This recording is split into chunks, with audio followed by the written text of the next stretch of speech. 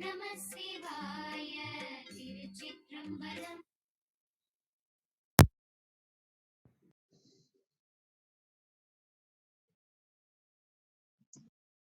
அனைவருக்கும் இனிய காலை வணக்கங்கள். ஓம் திருமலர் திருவடிகள் போற்றி போற்றி.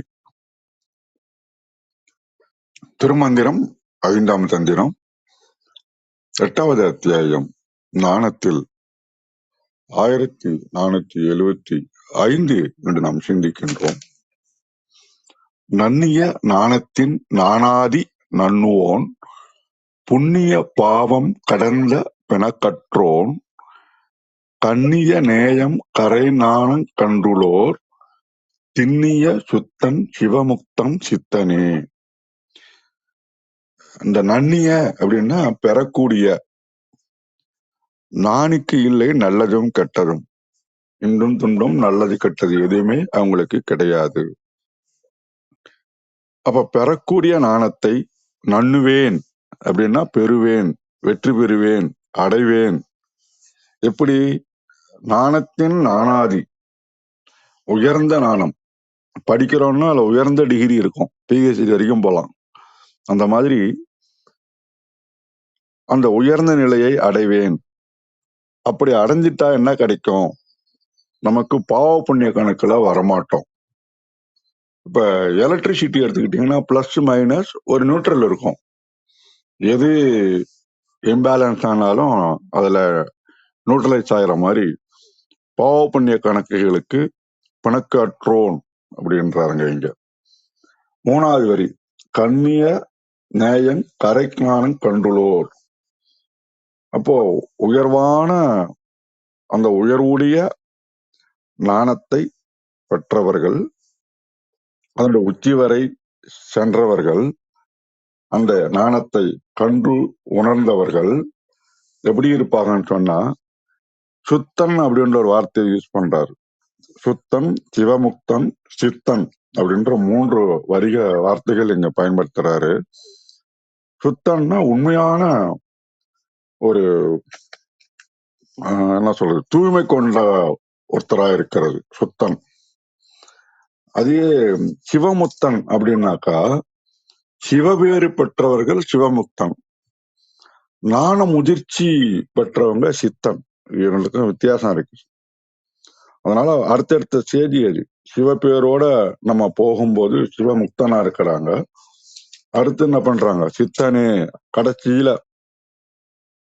முதிர்ச்சி அடைஞ்சிட்டா எப்படி காய் கனியாகிச்சுன்னா அத நம்ம மாம்பழம்னு சொல்ற மாதிரி முதிர்ச்சி அடைஞ்சிச்சுன்னா அவங்க சித்தன் அப்படின்ற ஒரு இதுக்கு வராங்க. இப்ப இதுல இந்த உள்ளுணர்வு, மெய்ஞானம், தெய்வத்தன்மை இதெல்லாம் நம்ம விஞ்ஞானத்து மூலமா நம்ம கண்டுபிடிக்க முடியாது. இதெல்லாம் இதுல தோத்துருவோம். அப்ப உண்மையை கண்டறியும் இதுல ரொம்ப ஆர்வமா இருக்கிறவங்க பாத்தீங்கன்னா பொறுமையாகவும் பக்தி நிறைந்தவர்களாகவும் இருக்கின்றார்கள் அப்படின்றதுதான் முக்கியமான விஷயம். இப்ப நம்ம திருமந்திரம் புரிஞ்சுக்கணும் அப்படின்னாக்கா அது ஒரு நுட்பமான விஷயம். தேநீர் அருந்துவது மாதிரி துளி துளியாக ரசித்து ருசித்து மகிழ வேண்டும் அப்படின்றாங்க. அது மாதிரி திருமந்திரத்தை நாம கொஞ்சம் கொஞ்சமாக ரசித்து ருசித்து மகிழும் போதுதான் அதனுடைய பேரானந்த நிலையில நம்ம நிக்க முடியும்.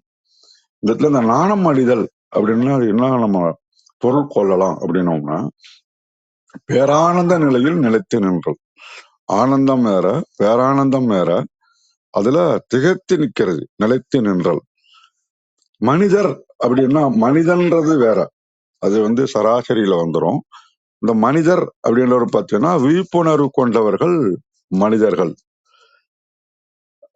அப்ப நம்ம எந்த ஒரு புக்கை எடுத்துக்கிட்டாலும் இல்ல திருமணத்துல எடுத்துக்கிட்டாலும் இதை நம்ம முழுமை பெறணும், தேர்ச்சி பெறணும் அப்படின்னாக்கா என்ன பண்ணணும்னா பாராயணம் பண்ணணும் அப்படின்றாங்க. இந்த திருமந்திரத்தை நான் புரிஞ்சுக்கணும் அப்படின்னு சொல்றதை விட அதை ருசித்து அனுபவிக்க பழகிக்க வேணும் அப்படின்றது ஒரு புதிய ஒரு டிராவலா இருக்கும் அப்படின்னு என்னுடைய சிந்தனைக்கு வருகின்றது. ஸோ எல்லாத்திலையும் நாணத்தை பெற்று சிவமுக்தன் சித்தனாகி நாம் அவன் திருவடியிலே இருப்பதற்கான முதல் வழி சரணாகதி தான் என்று கூறி களத்தை ரத்னகுமாரி அவர்கள் ஒப்படைக்கின்றேன். மிக்க நன்றி. நன்றிங்கய்யா. திருச்சிற்றம்பலம். திருமூலர் திருவடிகள் போற்றி போற்றி. கிருத்திகா அம்மாவுக்கு இன்வைட் கொடுத்து அவங்க மேல வர முடியாது. நீங்க கொடுத்து பாருங்க. தொடர்ந்து நன்றி.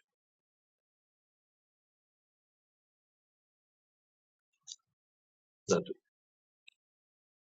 தொடர்ந்து திருமூலரின் திருமந்திரத்தில் 5ஆம் தந்திரத்தில் 8வது அத்தியாயம் ஞானம் பாடல் 1475 பார்த்து கொண்டிருக்கின்றோம்.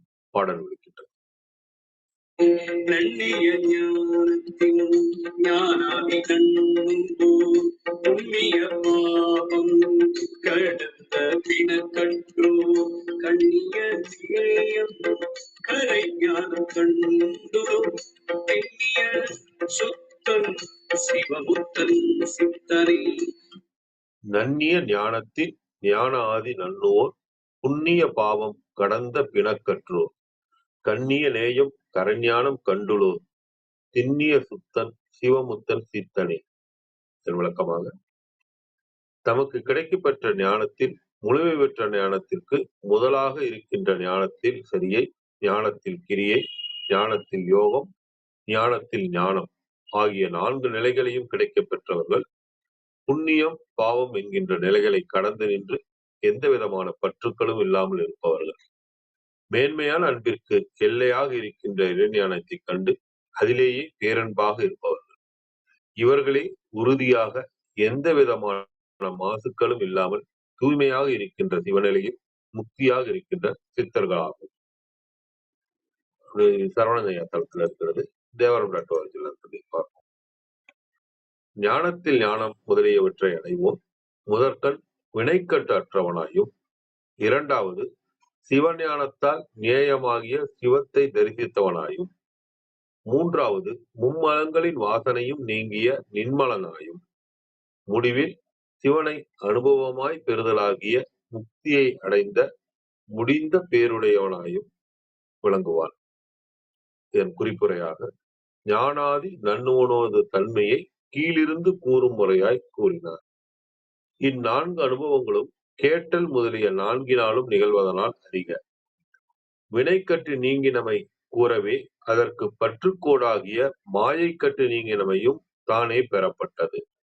கண்ணல் கருதல் கரைஞானம் மேல் எல்லையாகிய ஞானம் கரைஞானத்தால் என உருவு விரிக்க, திண்மை வாதனை காரணமாக அசைதல் இன்மை உரைப்பு என்றபடி சித்தன் சித்திக்க பெற்றவன். இதனால் மேற்கூறிய 4 படிகளிலும் நிகழும் அனுபவங்கள் கூறப்பட்டன அப்படின்னு இதற்கான விளக்கம் கொடுத்திருக்கிறாங்க. கௌரி அம்மா வணக்கம் அம்மா. பாருங்க. நன்றி, அருமை, மிக அருமைங்க. நன்றி.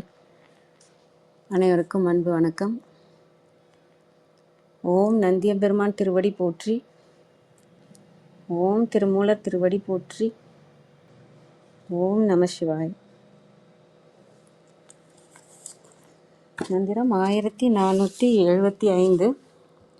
நன்னிய ஞானத்தின் ஞானாதி நன்னுவோன் புண்ணிய பாவம் கடந்த பிணக்கற்றோன் கண்ணிய நேயம் கரைஞானம் கண்டுள்ளோன் திண்ணிய சுத்தன் சிவமுத்தன் சித்தனே. Translation: The one who has reached all the stages of jnana transcends the duality of deeds, good and bad, knows the ultimate object of knowledge, is spotlessly pure, liberated, and a siddha.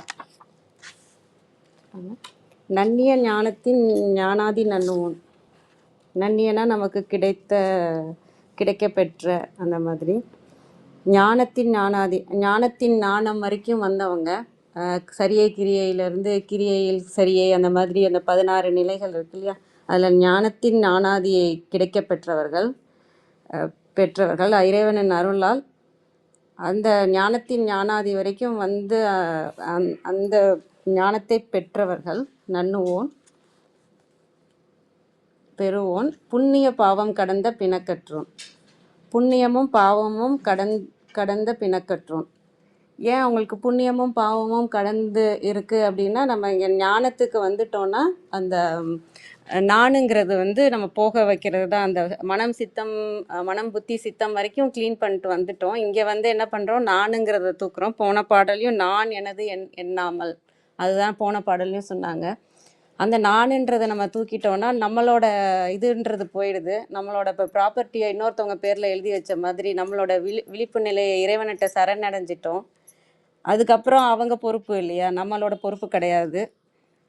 அதனால அந்த புண்ணிய பாவமும், ஏன்னா நம்ம செய்கிற செயல் வந்து இறைவன் உணர்த்தின செயலை தான் செய்ய போகிறோம். அந்த செயலும் எப்படி இருக்குன்னா, இறைவன் உணர்த்தியதை தான் செய்கிறோம். அதே சமயம் அந்த செயலும் அவர் அருளால் தான் செய்யப்படும்.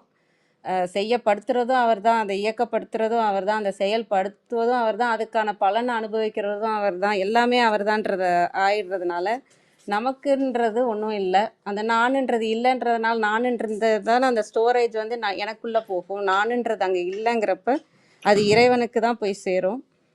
அதனால் அந்த புண்ணிய பாவம் வந்து கடந்ததா. அதனால் அந்த புண்ணிய பாவம் இந்த நிலை தான் வந்து மிகுந்த விடுதலை. நமக்கு ஒரு பெரிய சுதந்திரம் கிடச்சிருச்சு அப்படின்னா இந்த இடம்தான். ஏன்னா இது வரைக்கும் தான் நம்ம வந்து நம்ம சிக்கிட்டு இருப்போம். நானுன்ற இடம் இருக்கும்போது தான் நம்ம உலகியல்லையாக இருக்கட்டும், இங்கேயும் நம்ம வந்து சிக்கிட்டு இருப்போம். மற்றவங்களுக்காக, பெருமைக்காக, அந்த மாதிரியான வாழ்க்கை முறை இருக்கும். நானுன்ற அந்த இது இருக்கிற வரைக்கும் தான் அந்த இது இருக்கும்.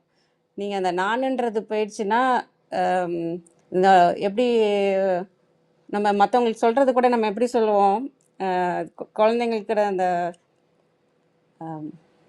நீங்கள் அதாவது மற்றவங்க பாராட்டுற மாதிரி வாழணும் அப்படின்போம், மற்றவங்களுக்காக வாழணுன்போம், அந்த மாதிரி சொல்லுவோம்.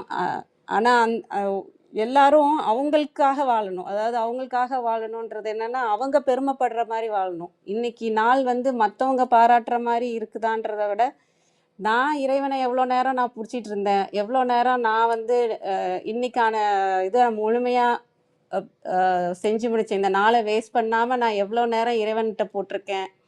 ஆன்மீகத்தில் வந்த பிறகு நான் சொல்கிறேன் அதை. இதே இது நீங்கள் உலகிலையும் பார்த்தீங்கனாலும், இப்போ ஒரு படிக்கிற பிள்ளை இருக்குன்னாலும், நான் அன்னைக்கு நான் எவ்வளோ நேரம் படிக்கிறதுக்கு நான் போட்டிருக்கிறேன், நான் எவ்வளோ நேரம் ஒழுக்கத்தோட ஒரு விஷயத்தில் நான் எதை நோக்கி போகிறேனோ அதை செஞ்சுருக்கிறேன். அந்த இதில் தான் கவனம் இருக்கணுமே தவிர, மற்றவங்களுக்காக மற்றவங்க பாராட்டணும்னு இல்லை. நம்ம வந்து நம்ம பெருமைப்படணும், நம்ம வந்து இன்றைக்கி நல்லா பண்ணியிருக்கோம், அப்படி நல்லா செஞ்சுருக்கோன்றது மட்டும்தான். இந்த இது வந்து ஆன்மீகத்தில் வரும்போது நான் எவ்வளோ நேரம் இறைவன்கிட்டே இருக்கிறேன், இறைவனை பிடிச்சிட்டே இருக்கேன், நான் இறைவன்கிட்டே இருக்கிறேன், இந்த இது தான் வரும். அந்த உலகியல்லேருந்து நம்ம விடுதலை வாங்குறது வந்து இந்த நானுங்கிறது போன பிறகு வரும். மற்றவங்களோட பார்வைங்கிறது நமக்கு தேவையில்லாத விஷயமா ஆகிடும். நம்ம எதை பற்றியும் கவலைப்பட தேவையில்லைங்கிற ஒரு இது வரும்ல. இதெல்லாம் நம்ம படித்து நாமளாக கற்றுக்கிறப்ப நமக்கு வினைகளும் வராது. ஏன்னா நம்ம எப்போ ஒரு விஷயத்தை கற்றுக்கலையோ அப்போ தான் வந்து அது வந்து நமக்கு வாழ்க்கையில் ஒரு சம்பவமாக வந்து நம்ம அதை கற்றுப்போம். நம்ம வந்து இப்போ இந்த மாதிரி நம்ம புத்தகத்திலே நம்ம அதை கற்றுக்குறோம், நம்ம திருமூலர்கிட்டருந்தே நம்ம அதை கற்றுக்குறோம் அப்படின்ட்டா அந்த இது வர தேவையில்லை, அந்த சம்பவம்லாம் நமக்கு நடக்க தேவையில்லை. இதிலே படித்தே நம்ம புரிஞ்சு நம்ம கற்றுப்போம். இல்லைன்னா அடிபட்டு அப்புறம் அந்த ஞானம் வர மாதிரி நமக்கு கிடைக்கும். இது எவ்வளோ பெரிய விஷயம் நமக்கு கொடுக்குறாங்க அப்படிங்கிறப்ப அதெல்லாம் பெரிய விஷயமா தோணுது. அதை தான் நான் சொல்ல வரேன். இந்த வந்து இங்கே எவ்வளோ பெரிய விடுதலை, அந்த புண்ணிய பாவத்தை கடக்கிறதுங்கிறது எவ்வளோ பெரிய விடுதலை நமக்கு.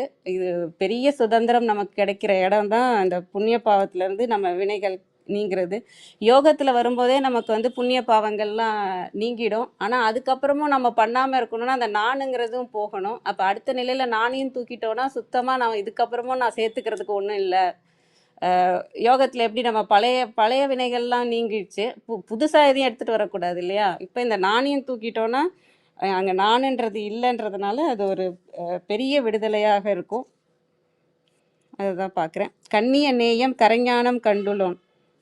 கண்ணிய நேயம், உண்மையான அன்பு என்னன்றதும் புரிய வந்துடும். உண்மையான நேயம், மேன்மையான நேயம் எது, அந்த பாசம்லேருந்து நேசத்துக்கு வந்து, நேசத்துலேருந்து நேயம்க்கு வந்து, அதுலேயும் கண்ணிய நேயமாக இப்போ இருக்குது. கரைஞானம் கண்டுள்ளோன். கரைஞானம்னா ஞானத்தின் எல்லையவே அவங்க பார்த்துருப்பாங்க. உண்மையான அன்பு எங்கேருந்து வரும்னா அது இறைவன் மேலே இருக்கிறது தான். மற்றதுக்கெல்லாம் அந்த நானோட சேர்ந்த அன்பு தான் இது வரைக்கும் யோகத்து வர வரைக்கும் எப்படி இருக்குன்னா நேசமாக தான் இருக்கும். நானுங்கிறது அதில் ஒட்டி தான் இருக்கும். இங்கே வந்த பிறகு தான் அந்த நானுன்னு இல்லாமல் உண்மையான அன்பு, பரந்த அன்புங்கிறது இந்த இடத்துல தான் வரும். அருட்பெருஞ்சோதி தனிப்பெருங்கருணை அந்த இடம் வரதான் அந்த 3வது வரி. திண்ணிய சுத்தன் சிவமுத்தன் சித்தனே. திண்ணிய சுத்தன் இப்போ சாதாரண சுத்தன் இல்லை, இவங்க முழுமையாக சுத்தனாக மாறினது. எப்போ முழுமையாக சுத்தனாக மாற முடியும்? நம்மளோட ஆணவம், கண்மம், மாயை, இந்த 3 தான் நம்ம திருமந்திரம் சொல்கிறதே. இந்த 3ம் நம்மளை விட்டு போனாதான் நம்ம சுத்தமாக ஆகும் அப்படிங்கிறது தான். அந்த நிலை இங்கே வந்துடும். ஏன் ஆணவம் போயிடுச்சு? நம்ம தான் இறைவன்கிட்ட கொடுத்தாச்சு. நம்மளோட நானுங்கிற விழிப்பு நிலையே இறைவன்கிட்ட கொடுத்தாச்சு. அப்போ நானுன்ற ஆணவம் இல்லை, ஆணவம் சுத்தமாயிடுது. இங்கே இந்த இடத்துல வந்துட்டோன்னா கண்மம் கண்மம் அந்த போன பிறவிகளாக கொண்டு வந்த கண்மம்லாம் யோகத்திலே போயிடுது. இங்கே வந்த பிறகு அந்த நானும் வந்த பிறகு சுத்தமாக இனியும் எனக்கு கர்மம் வராதுன்ற நிலைமையும் வந்துடும். அப்போ அந்த கர்ம வினைகளும் போயிடும். அப்புறம் மாயை நம்மளோட அறியாமை. இந்த உலகம்தான் உண்மை, இந்த மக்கள் தான் உண்மை, இதுதான் வாழ்க்கைன்னு நம்ம நினச்சிட்டு இருக்கோம்ல, அந்த அறியாமை மாயையில் இருக்கிறோம் இல்லையா? அது இல்லாமல் மெய்ப்பொருள் எது, உண்மை பொருள் எதுன்னு நம்ம தேடி அதை அடையணும்னு நினச்சி நம்ம அடைஞ்சிட்டோம். இந்த இடத்துல அடைஞ்சிட்டோம், அந்த மாயையும் கடந்துட்டோம். மாயையில் இருந்தது இல்லாமல் இறைவனை அடைந்த நிலையாக இருக்கிற இடம் அந்த மாயையும் நீங்கிற நிலை, மெய்ப்பொருளை நோக்கி அதையும் அடைந்த நிலை. அப்போ நம்ம ஆணவமும் நீங்கி, கண்மமும் நீங்கி, மாயையும் நீங்கி, அப்போ தான் நம்ம சுத்தனாக முடியும். அதுவும் திண்ணிய சுத்தனாக முடியும். அவர் சிவசித்தன் முத்தனே. சிவத்தை அடைந்த அவர்கள் சித்தனே, அவர்கள் சித்தனாகவே ஆகிவிடுவார்கள். சிவத்தை அடைந்த சித்தர்களாகவே ஆகிவிடுவார்கள். சிவமுக்தனாகவும் ஆகிவிடுவார்கள். இதுதான் அந்த கடைசி 4 நிலையும் கடந்து வரப்போ இதெல்லாம் தான் நமக்கு கிடைக்கும் அப்படிங்கிறது மாதிரி நான் புரிஞ்சுக்கிறேன். நான் தெரிஞ்சுப்போம். நன்றி அனைவருக்கும். வாங்க கீர்த்திகாமா. வணக்கம் அம்மா.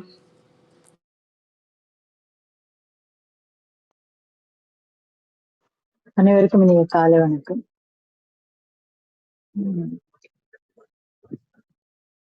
இன்றைய மந்திரம் எல்லாருமே ரொம்ப அழகா சொல்லி கேட்டாச்சு. நம்ம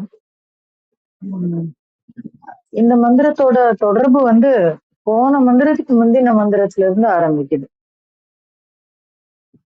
பார்த்திருப்பீங்க தெளிவான விளக்கங்களா. ஆனாலும் இந்த 3 மந்திரமும் கிட்டத்தட்ட ஒரே விஷயத்தான் சொல்றது. 3ஆ பிரித்து ஒரு விஷயத்த 3 நிலையா பிரிச்சு சொல்லக்கூடிய ஒரு மந்திரமா தான் இது எனக்கு புரிஞ்சிருக்கு.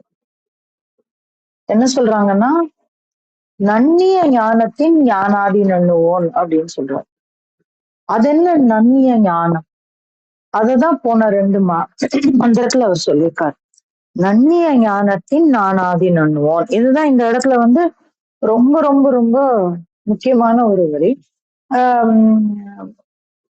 இந்த புண்ணிய பாவம் கடந்த பிணக்கற்றோன், கண்ணிய ஞான கரைஞானம் கண்டுள்ளோன், இது எல்லாமே நம்ம ரொம்ப எளிதா புரிந்து கொள்ளக்கூடிய ஒரு விஷயங்கள் தான்.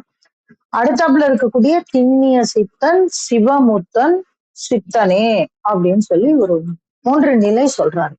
திண்ணிய சுத்தன், சிவமுத்தன், சித்தன் அப்படின்னு ஒரு 3 நிலை சொல்றாரு. அப்போ இந்த 2 வரியும் சேர்த்து பாருங்க. 1வது வரியும் 4வது வரியும் சேர்த்து பாருங்க. நன்னிய ஞானத்தின் நானாதி நண்ணுவோன், திண்ணிய சுத்தன், சிவமுத்தன், சித்தனே அப்படின்னு நம்ம எப்படி புரிஞ்சுக்கலாம். இப்போ இது யாரு? இந்த திண்ணிய சுத்தன் யாரு? சிவமுத்தன் யாரு? சித்தன் யாரு? இவங்க எல்லாருமே வேற வேறையா அப்படின்னா ஆமா. ஒரு ஒரு ஒரு ஒரு மனிதனுடைய ஒரு ஒரு நிலை. அந்த இப்போ ஒரு செடி அப்படின்னா எல்லாம் தான் செடி. ஆனா அந்த செடியில இலை தனியா இருக்கு, தண்டு தனியா இருக்கு, அதுல இருக்கக்கூடிய காய் தனியா இருக்கு, வேர் தனியா இருக்கு. இதெல்லாம் தனித்தனியா ஒன்னொன்னும். வேறுதான் முதல்ல, அப்புறம் தண்டு, அப்புறம் இலை, இப்படிதான் வரும் இல்லையா? அதான் அந்த செடியினுடைய ப்ராசஸ், அந்த பாகங்கள். அப்ப அந்த மாதிரி இந்த இடத்துல என்ன சொல்றாரு? திண்ணிய சுத்தன். திடமான சித்தம், சுத்தமான சித்தத்தை உடையவன். அது எப்ப வரும் அப்படின்னா முன்னாடி பாடல்ல அவரு சொல்லிட்டாரு. என்ன சொல்லிட்டாரு அப்படின்னா,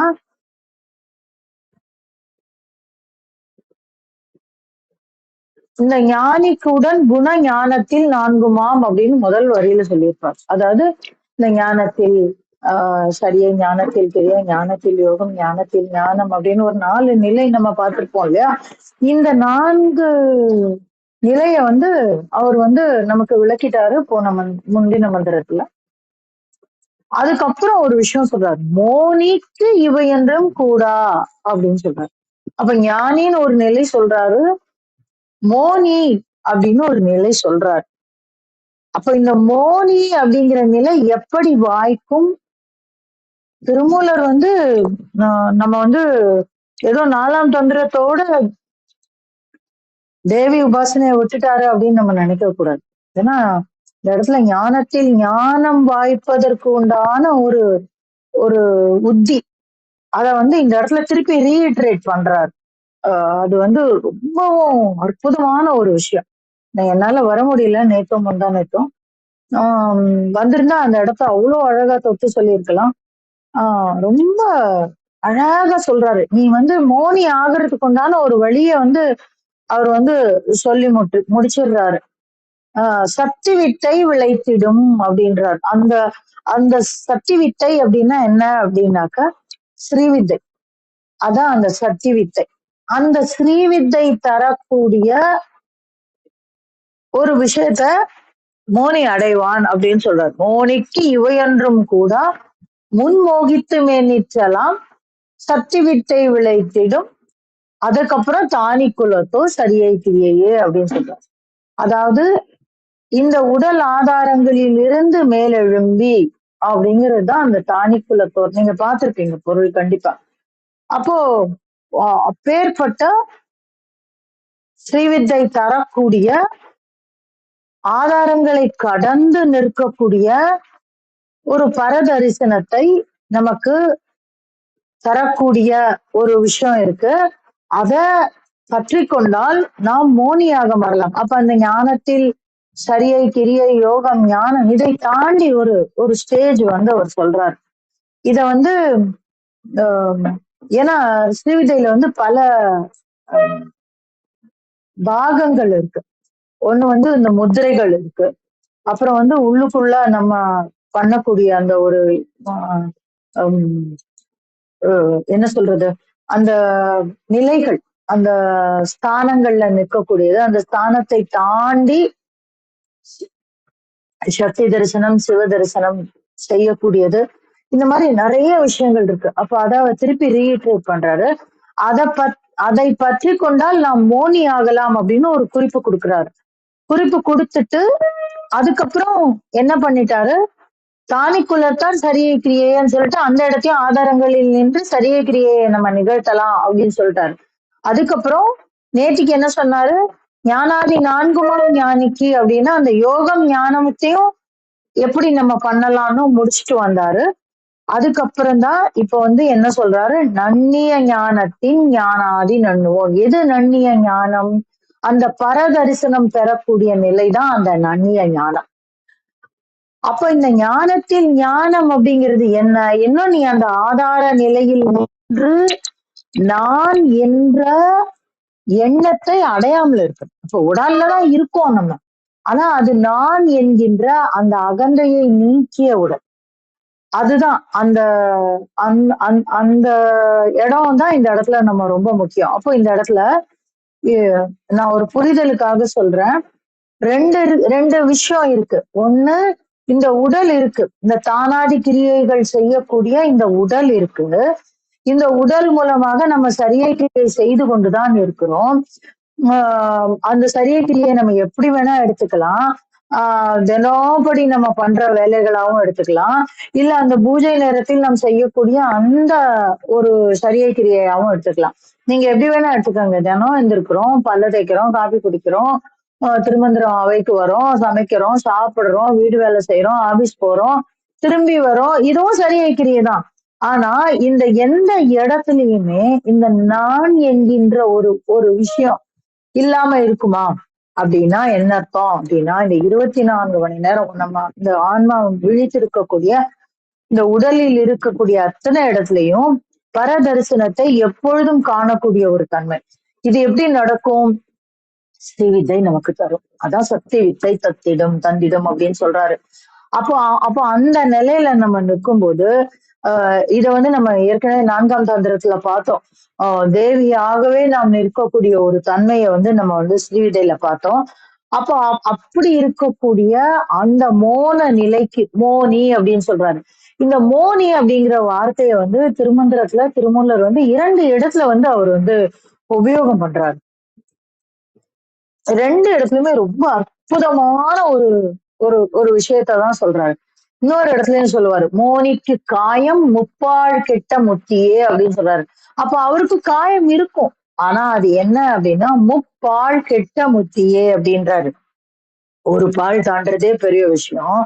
ஆனா இந்த இடத்துல அவர் என்ன சொல்றாரு, முப்பாழ் கெட்ட முத்தி அடைந்தவன் மோனி. அதுதான் இந்த இடத்துல அவர் சொல்றாரு நமக்கு. என்ன சொல்றாருனாக்க நன்னிய ஞானம் அப்படின்னா, இந்த நன்னிய ஞானம்ங்கிறதுக்கு உண்டான அர்த்தம் இந்த மோனி அப்படிங்கிற ஒரு வார்த்தை தான். ஞானாதி நண்ணுவோன். அப்போ அந்த மோனியினுடைய ஞானத்தின் தன்மையை நண்ணுவோன். ஏன்னா இந்த இடத்துல சொல்ல வேண்டிய அவசியமே இல்லை. இந்த ஞானம் அப்படிங்கிறதுக்கு உண்டான ஒரு அடைமொழியை அவர் சொல்ல வேண்டிய அவசியம் இல்லை. எதுக்கு சொல்றாரு? நீ அங்க போய் அந்த ரெஃபரன்ஸ் எடுத்துட்டு வா.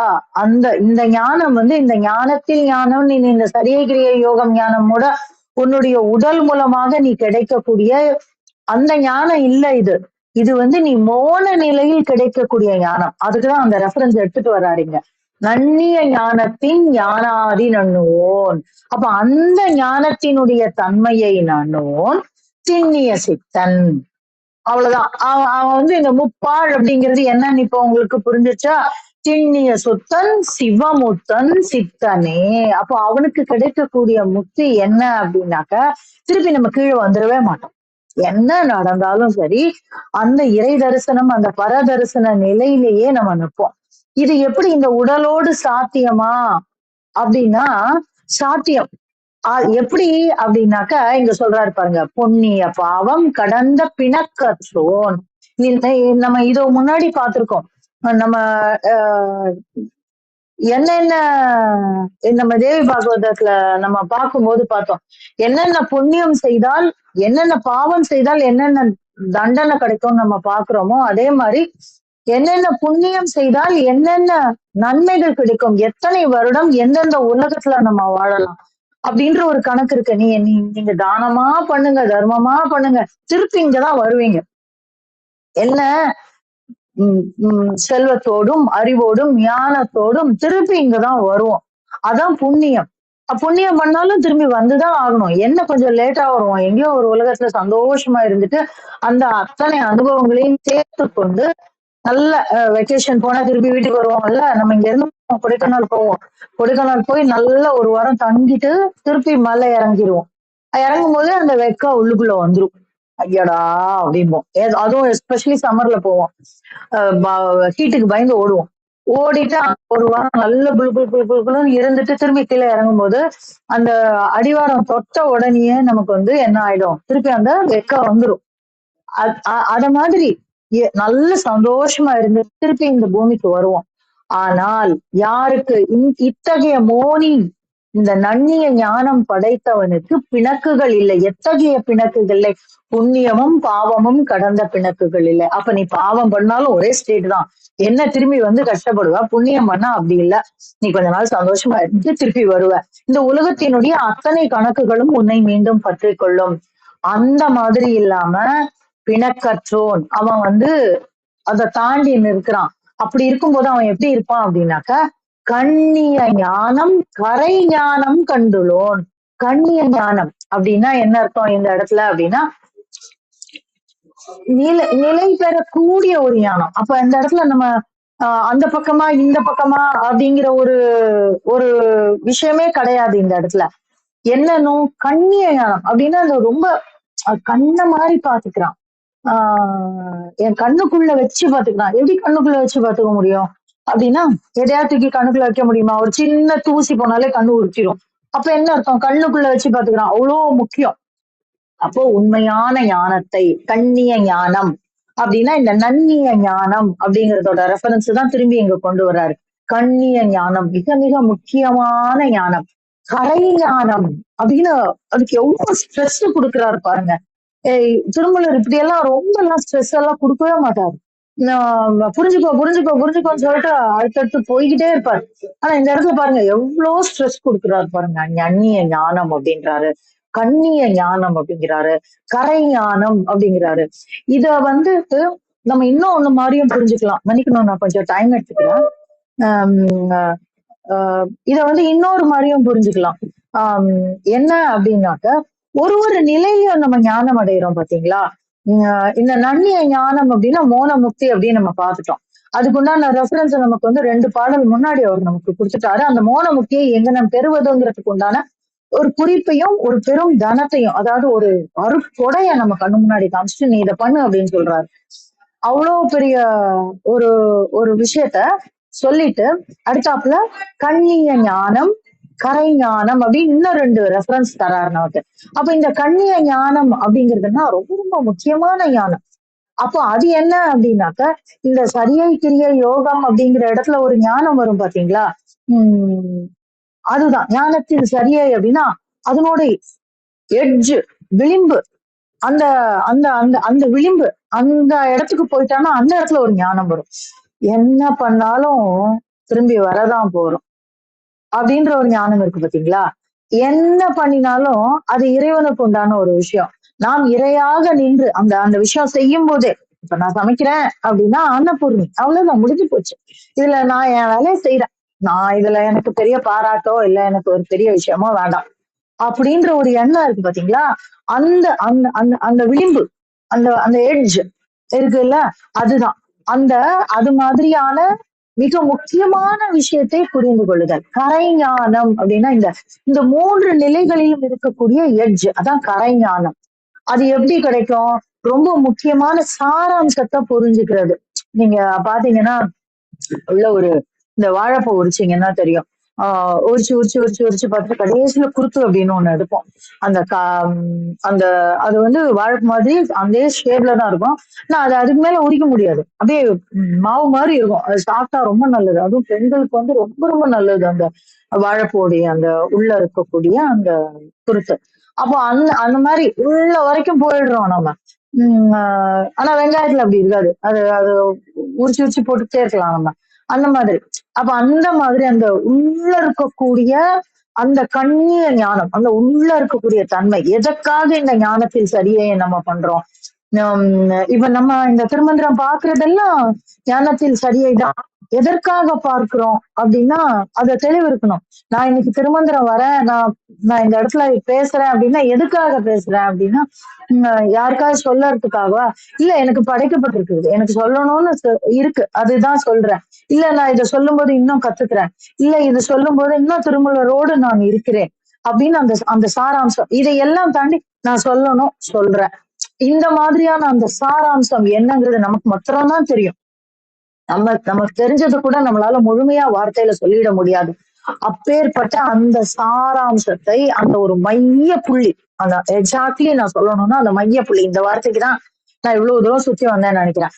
அந்த மைய புள்ளிக்கு நம்ம போயிடுறோம். அதான் கண்ணிய ஞானம், அதுதான் கரை ஞானம். அதான், அதுக்கு மேல அதுல எதுவும் இல்லை. அந்த மைய புள்ளிய தொட்டுட்டோம்னா அதுதான் கரை ஞானம். அந்த இடத்துக்கு போயிட்டோம்னா அதுக்கு மேல நம்ம தெரிஞ்சுக்கிறதுக்கு ஒண்ணும் இல்லை, அப்படியே நின்றுடலாம். நின்றுட்டு இதுதான் இதுதான் இதான் இதான் இதான் அப்படின்னு நின்றுடலாம். அப்ப கரை ஞானம் கண்டுலோன் யாரவன் திண்ணிய சுத்தன் சிவமுத்தன் சித்தனே அப்படின்னு இதுவும் ஒரு ஸ்டேஜ்ல தான் சொல்றாங்க. கரை ஞானம் கண்டுலோன் திண்ணிய சுத்தன் அப்படின்னு பாக்கலாம். கரை ஞானம் கண்டுலோன் சிவமுத்தன். அப்ப அங்கிருந்து அடுத்த ஸ்டேஜுக்கு போறோம் நம்ம. கரை ஞானம் கண்டுலோன் சித்தனே. இந்த சிவமுத்தன் சித்தனுக்கெல்லாம் நம்ம பொருள் பார்த்துட்டோம். சோ இந்த இந்த ஒரு விஷயத்துல ஞானத்தினுடைய மிக மிக முக்கியமான ஒரு தன்மைய ரீட்ரேட் பண்ணக்கூடிய ஒரு மந்திரம் இது. அத வந்து இன்னும் விளக்கிட்டே போலாம். இந்த நன்னிய ஞானம் அப்படிங்கிறதுக்கு சரியில இருந்து எப்படி போறது, இது இந்த ஸ்ரீவித்யக்கும் இதுக்கும் என்ன சம்பந்தம், இந்த மாதிரி எல்லாம் நம்ம இன்னும் பைஃபிகேட் பண்ணி போயிட்டே இருக்கலாம். ரொம்ப ரொம்ப ஆழமான மந்திரம். இத வந்து நம்ம அவ்வளவு சீக்கிரம் கடந்துட முடியாது. திருப்பி திருப்பி பாருங்க. நன்னிய ஞானம்னா என்ன? இதுக்குண்டான ரெஃபரன்ஸ் அவர் எப்படி சொல்லியிருக்காரு, அதனோட இம்பார்ட்டன்ஸ் என்னன்னு பாருங்க. கண்ணிய ஞானம்னா எனக்கு ஏன் அதை திருப்பி ரீஇட்ரேட் பண்றாரு? கரை ஞானம் அப்படின்னு ஏன் அதை மீண்டும் மீண்டும் சொல்றாரு? அப்ப அதனுடைய முக்கியத்துவம் என்ன?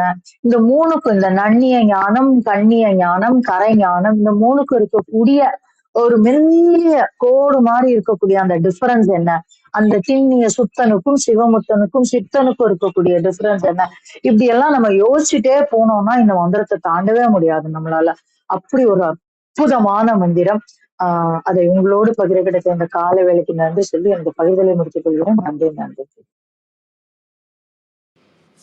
நன்றிங்கம்மா, அருமை. அழகான பார்வை, நல்ல விளக்கங்கள். மிக்க நன்றிங்கம்மா. வாங்க விந்தியாம்மா. வணக்கம் அம்மா.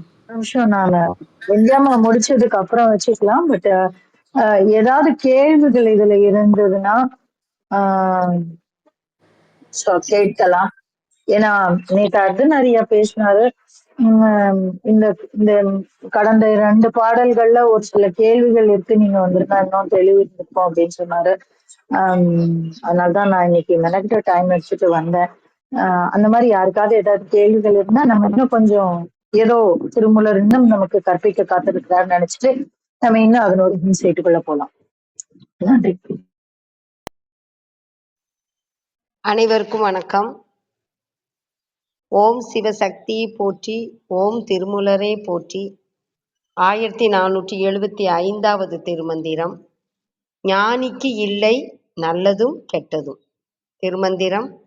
நன்னிய ஞானத்தின் ஞானாதி நன்னுவோன், புண்ணிய பாவம் கடந்த பிணக்கு அற்றோன், கண்ணிய ஞானம் கரைஞானம் கண்டுளோன், திண்ணிய சுத்தன் சிவமுத்தன் சித்தனே.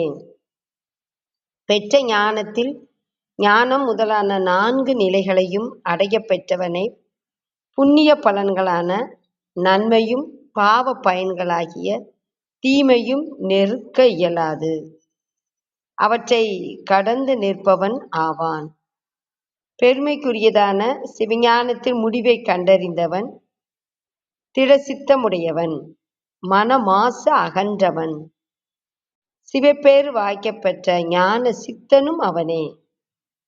நன்னுதல் பெறுதல் அடைதல், பிணக்கு பேதம் வேறுபாடு, கண்ணிய உயர்வுடைய, சுத்தன் மன அழுக்கு நீங்க பெற்றவன், சித்தன் ஞான சித்தன்.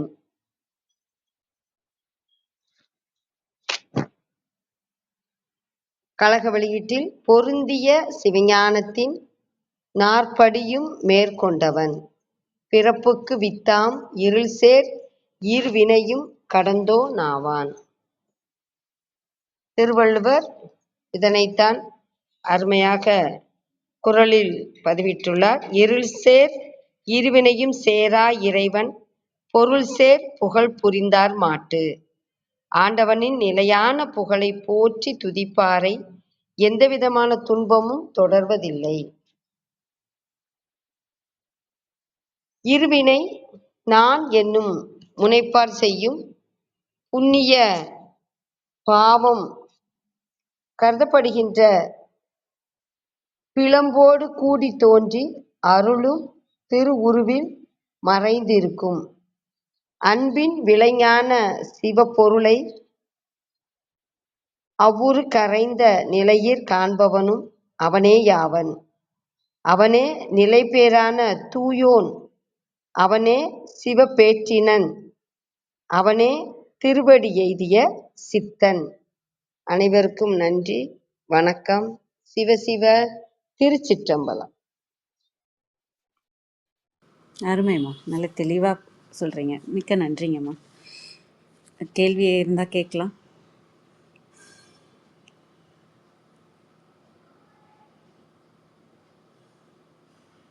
வாங்க இறக்குனக்குமரையா. நன்றிங்கய்யா. வணக்கம். வணக்கம். வணக்கம் கிருத்திகாம்மா. பொதுவா நம்ம திருமந்திரம் படிச்சுட்டு இருக்கும்போது பார்க்கும்போது ஒரு பாடல் மாதிரி நிறைய பாடல்கள் இருக்கிற மாதிரி நாங்க சாதாரணமா படிக்கும்போது தோணுது. ஆனா நீங்க வந்து அதற்கான விளக்கம் கொடுக்கும்போது அதுக்கான ஒரு வேற ஒரு இதுல அதனோட பார்வை வந்து மாறி அதுக்கான இது வந்து ரொம்ப நல்லா தெரியுது. உங்களோட சூழ்நிலை நீங்க வர முடியலங்கிறது புரியுது. வாங்க முடிந்த போதெல்லாம் பாருங்க. சாதாரணமா இத படிச்சுட்டு பார்க்கும் நிறைய பாடல்கள் வந்து எனக்கு அப்படிதான் தோணும். ஐயாவும் சொல்லியிருக்கிறாரு. இது ஏற்கனவே படிச்சது மாரி தான் இருக்கு அப்படின்னு. பட் அந்த மாரி நெறைய தோணும்போது, நீங்க வந்து சொல்றது வந்து அது இன்னொரு இடத்துக்கு கொண்டு போகும். திருக்குறள் சார்பா படிக்கும்போது இருக்கும். ஐயா கிட்ட போய் நம்ம அர்த்தநாரியார் சொல்லும்போது அதுக்கான அர்த்தம் வேற மாரி மாறும். அந்த மாரி நீங்க வந்து திருமந்திரத்துக்கான நீங்க இத சொல்லும்போது, அது வேற ஒரு தளத்துல கொண்டு போய் நிறுத்தி, எங்களுக்கு புரிய வைக்கிற மாரி சொல்றீங்க. முடியும் போதெல்லாம் வாங்க.